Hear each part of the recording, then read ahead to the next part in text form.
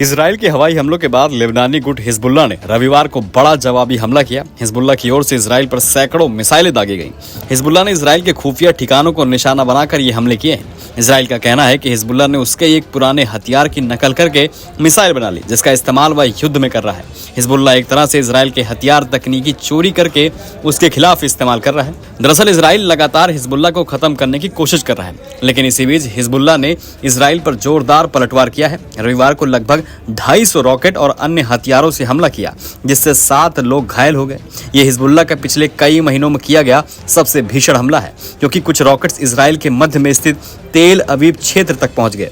Israel की मैगन David Adom बचाव सेवा ने कहा है कि उसने हिजबुल्लाह की ओर से इजराइल पर दागे गए हमलों में घायल हुए 7 लोगों का इलाज किया है। युद्ध विराम के लिए वार्ताकारों की ओर से दबाव बनाए जाने के बाद हिजबुल्लाह ने ये हमले बेरूत में घातक इजरायली हमले के जवाब में किए हैं। इसी बीच लेबनान की सेना ने कहा है कि इजराइल के हमले में रविवार को लेबनान के एक सैनिक की मौत हो गई, जबकि 18 अन्य घायल हो गए। इस घटना पर इजराइल की सेना ने खेद व्यक्त करते हुए कहा है कि ये हमला हिजबुल्लाह के विरुद्ध युद्ध क्षेत्र में किया गया। सेना का अभियान केवल चरमपंथी के विरुद्ध है। इजराइल और हिजबुल्लाह के बीच युद्ध शुरू होने के बाद से इजराइल हमलों में 40 से अधिक लेबनानी सैनिकों की मौत हो गई है। हालांकि लेबनान की सेना इस युद्ध से मोटे तौर पर दूर रही है।